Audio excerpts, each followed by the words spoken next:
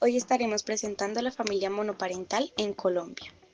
Tener un contexto claro de qué es la familia monoparental es aquella conformada por un solo progenitor y uno o más hijos, donde el progenitor es el único responsable de la crianza y el sustento familiar.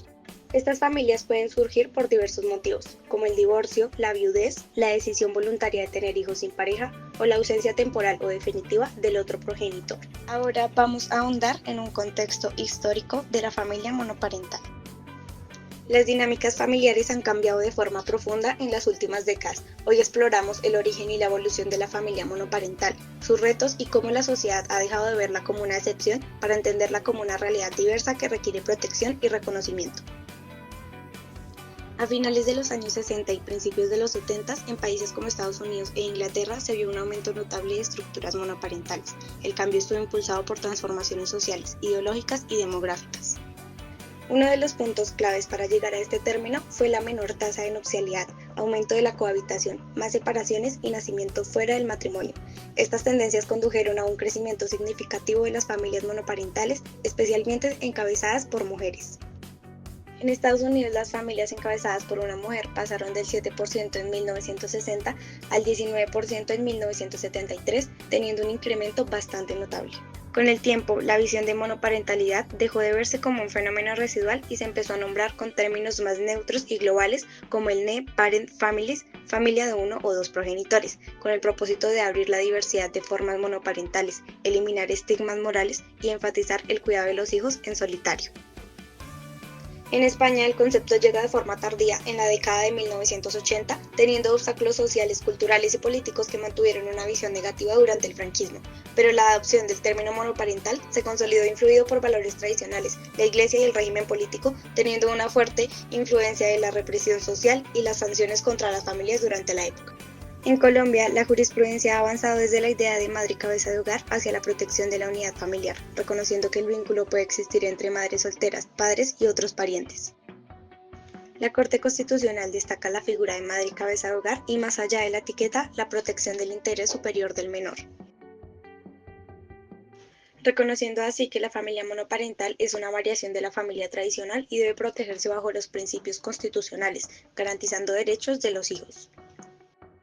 La jurisprudencia ha subrayado que la protección no depende de si es madre o padre cabeza de hogar, sino del derecho de los hijos a desarrollar su vida familiar con efecto y estabilidad. Es así como la jurisprudencia colombiana se refiere a cómo la familia monoparental debe ser considerada una variación válida de la familia y por ende debe ser protegida de forma equivalente.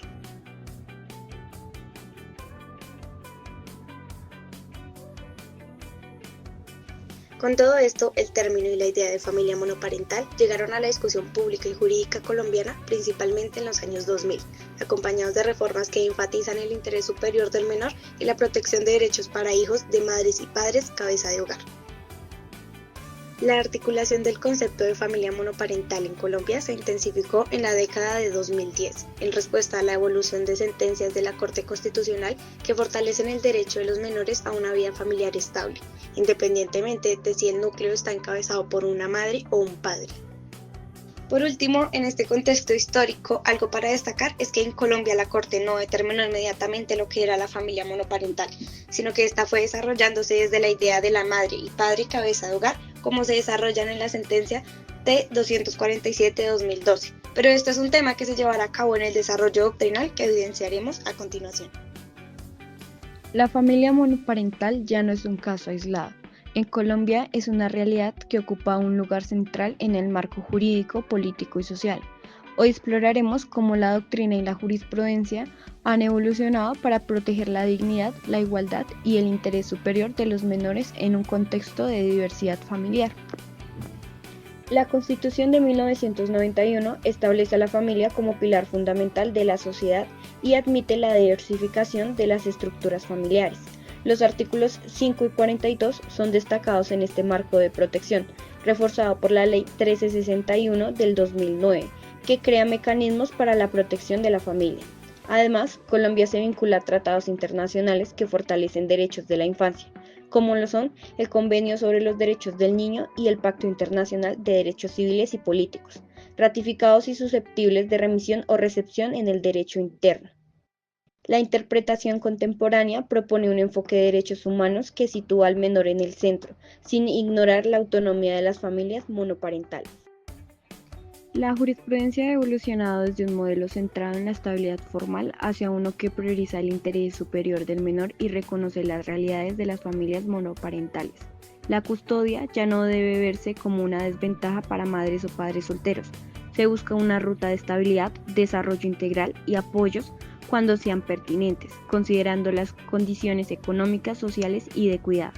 La custodia compartida se evalúa solo cuando beneficia al menor y es viable, evitando soluciones que compliquen la vida diaria de las familias monoparentales. Este criterio se aplica con especial atención al contexto de migración, trabajo y redes de apoyo. Pero el marco jurídico es solo una pieza. La realidad económica y social exige políticas públicas efectivas que conecten derecho y vida diaria. El peso de la crianza recae en un solo progenitor, lo que plantea preguntas críticas sobre ingresos suficientes, acceso a cuidado infantil, vivienda y educación. Estas cuestiones no son meramente teóricas, impactan en el desarrollo y la dignidad de los niños. El Estado, por tanto, debe traducir estas preocupaciones en mecanismos que reduzcan la pobreza y mejoren condiciones de vida, promoviendo la conciliación entre trabajo y cuidado y ofreciendo apoyos económicos específicos, como subsidios, facilidades de acceso a servicios y programas de protección social. La intersectorialidad entre seguridad social, educación, salud y bienestar familiar es clave para evitar lagunas y duplicaciones en la atención. Una coordinación eficaz evita que las familias tengan que sortear múltiples trámites y beneficia el desarrollo integral de los menores. Para entender cómo traducir normas en prácticas, pasamos al enfoque metodológico y doctrinal que guía estas políticas. La doctrina propone enfoques interdisciplinarios para combinar teoría jurídica con sociología y economía, para entender normas, prácticas y condiciones materiales de las familias monoparentales. Se recomienda el uso de métodos mixtos para evaluar políticas públicas y resoluciones judiciales desde la vida diaria de estas familias, permitiendo capturar complejidades que no emergen de un único prisma. La interpretación teológica y progresiva, basada en derechos humanos y en tratados, guía la resolución de tensiones entre el interés del menor y la autonomía de los progenitores, promoviendo soluciones que avancen hacia una protección integral y no reducida. Esto nos lleva a una síntesis sobre género y equilibrio de poder en estas dinámicas familiares. La monoparentalidad suele asociarse a desigualdades de ingresos y carga de trabajo. Por ello, políticas deben redistribuir responsabilidades y fortalecer la economía del cuidado. En Colombia, una gran proporción de familias monoparentales están lideradas por mujeres. Por ello, servicios de cuidado accesibles y subsidios adecuados son cruciales para la igualdad real. En resumen, el marco constitucional y convencional protege la diversidad, la jurisprudencia pone al menor en el centro y las políticas públicas deben ser integradas y basadas en enfoques interseccionales.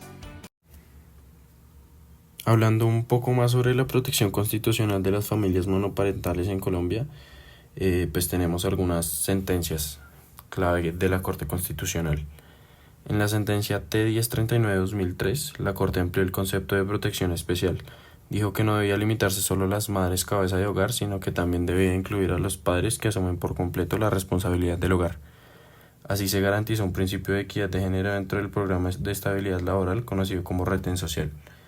Posteriormente, en la sentencia C-722-2004, se revisó la ley sobre el patrimonio de familia inembargable y la Corte reconoció la vulnerabilidad de los hogares liderados por un solo miembro, señalando que la protección especial a las mujeres cabeza de hogar tiene fundamento en las condiciones de discriminación y exclusión que han enfrentado.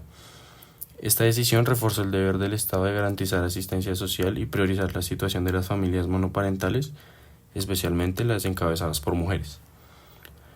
Luego, en la sentencia SU 389-2005, la Corte unificó el concepto de cabeza de familia, definiendo como aquella persona que asume la responsabilidad de mantener a menores de edad o personas en condición de discapacidad. Aunque resaltó la carga histórica que enfrentan las mujeres, también dejó claro que estas medidas deben aplicarse a los hombres en igual condición, evitando la discriminación de género. Finalmente, en la sentencia T247/2012 se protegió a una docente soltera y madre cabeza de hogar que había sido trasladada de manera arbitraria, lo que la alejaba de sus hijos.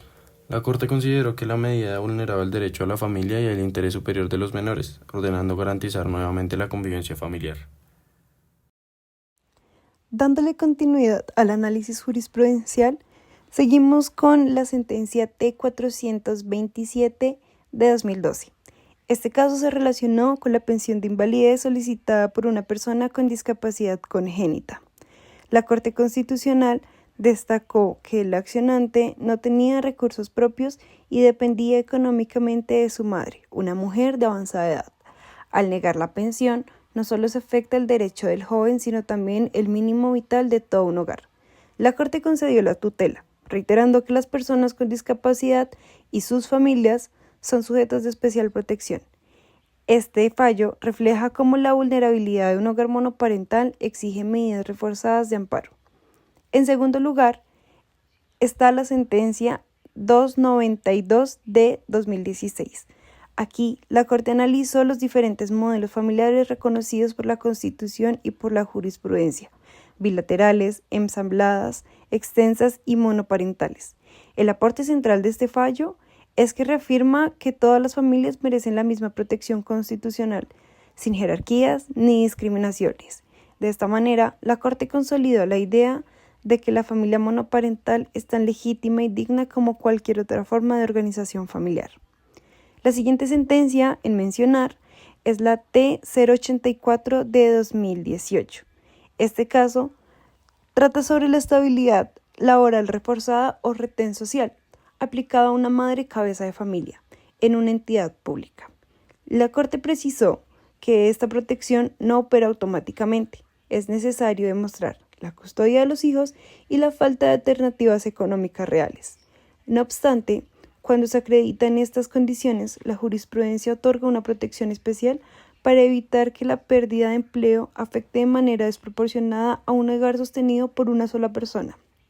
Este fallo refuerza la idea de que la jefatura monoparental justifica un trato privilegiado en materia laboral. Finalmente, quiero resaltar la sentencia T255 de 2024, que es una de las más recientes. Se trata de una disputa internacional de custodia. En Colombia, un juzgado había concedido custodia exclusiva al padre, a pesar de que en otro país ya se había ordenado custodia compartida. La madre actuó para proteger sus derechos y los de sus hijos.